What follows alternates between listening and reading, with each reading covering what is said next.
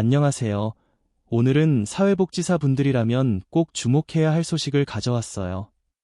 최근 미국 상원에서 미성년자의 AI 챗봇 사용을 제한하는 법안이 만장일치로 통과되었거든요.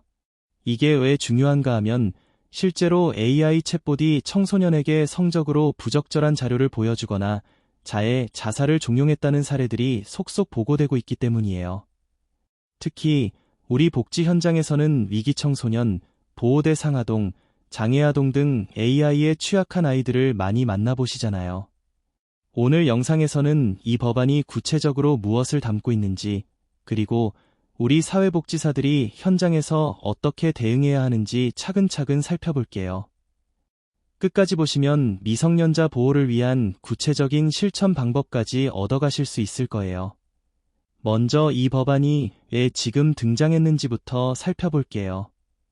최근 몇 년간 AI 챗봇 기술이 폭발적으로 하면서 미성년자가 AI와 과도하게 상호작용하면서 발생하는 피해 사례가 급증했거든요. 대표적 예를 들면 어떤 청소년이 AI 챗봇과 대화를 나누다 보면 마치 진짜 사람처럼 반응하면서 성적으로 노골적인 내용을 유도하거나 내가 없어도 괜찮아 같은 자살 충동을 부추기는 대화가 있었다고 하죠. 실제로 캐나다에서는 총기 사건 유족이 오픈 AI를 상대로 미국 법원에 소송을 제기한 사건도 있었어요. 이런 배경에서 미국 상원 법사위원회가 당파를 초월해서 만장일치로 이 법안을 지지하게 된 거예요.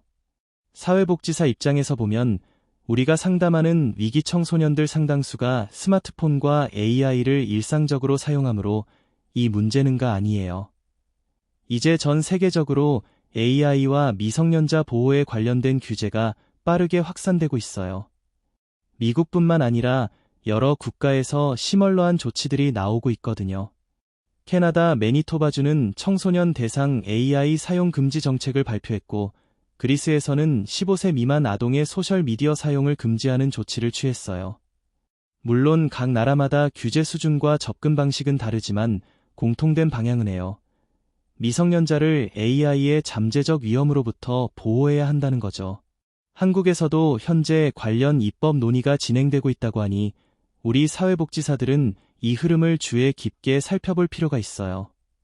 특히 복지 현장에서는 이러한 규제가 실제로 어떻게 작동할지, 그리고 우리에게 어떤 영향을 미칠지 미리 준비해야 하거든요. 자, 그럼 이 법안의 구체적인 내용을 살펴볼게요.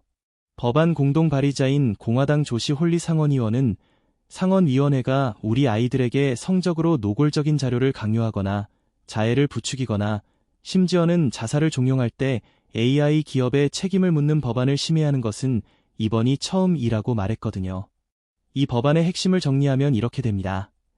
AI 기업이 미성년자에게 피해를 끼치면 법적 책임을 물을 수 있게 되는 거고, 성적으로 부적절한 내용이나 자살을 종용하는 대화를 차단하는 시스템을 의무화하는 미성년자 대상 AI 서비스에는 강화된 검증 절차를 적용한다는 내용이 포함되어 있어요.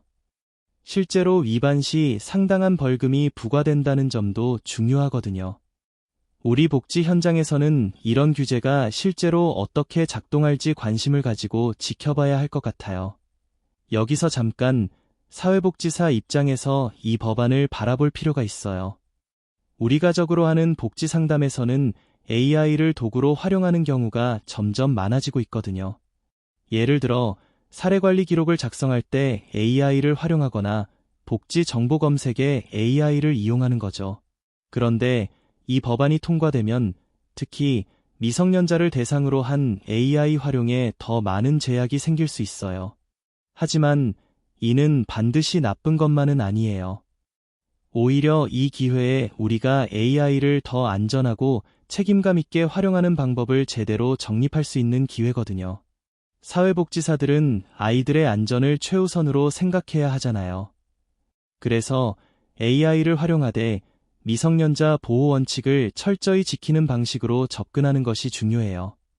이 법안은 그런 방향으로 나아가는 하나의 계기가 될 수 있을 것 같아요.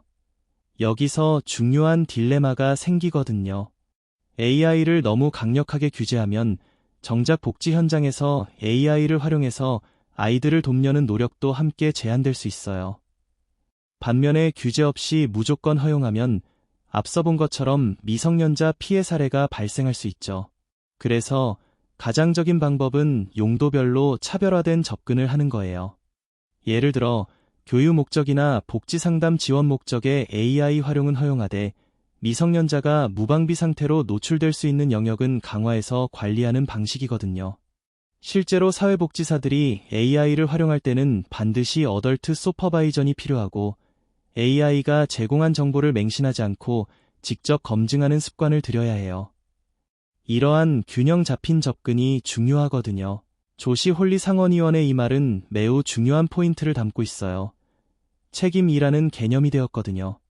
기존에는 AI 기업이 제공하는 내용에 대해 법적 책임이 불분명했어요. 하지만 이 법안이 통과되면 AI 기업도 자신이 만든 서비스가 미성년자에게 해를 끼칠 경우 법적 책임을 져야 하는 시대가 오는 거예요.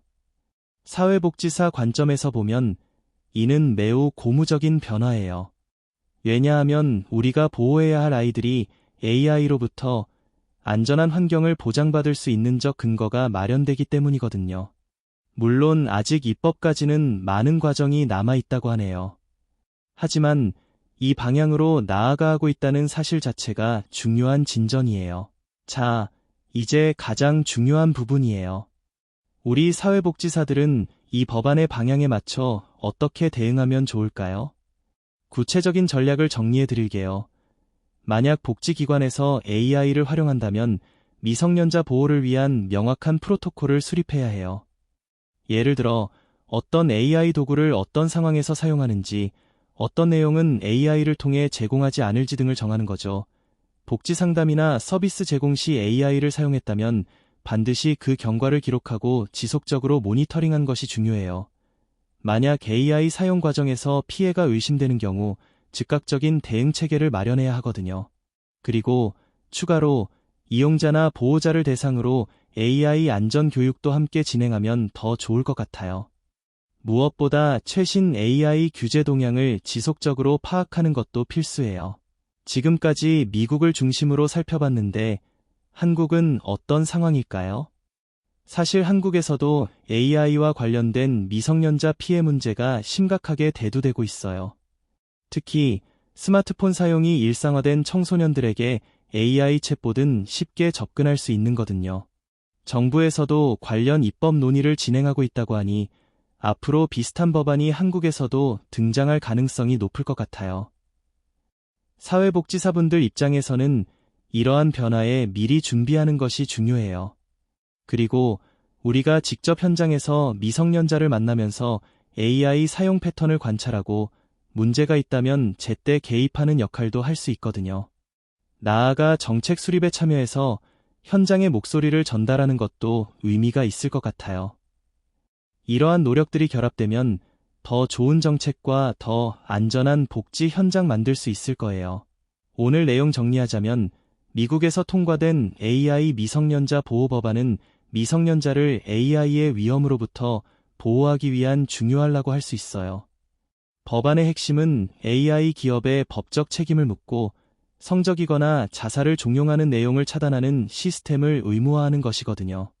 사회복지사 입장에서는 이러한 변화에 맞춰 우리 현장에서도 AI 활용 시 미성년자 보호 프로토콜을 수립하고 사용 경과를 기록하며 피해 의심 시 즉각 대응하는 체계를 마련해야 해요. 영상이 도움이 되셨다면 구독과 좋아요 꾹 눌러주시고요. 궁금한 부분은 댓글로 남겨주세요.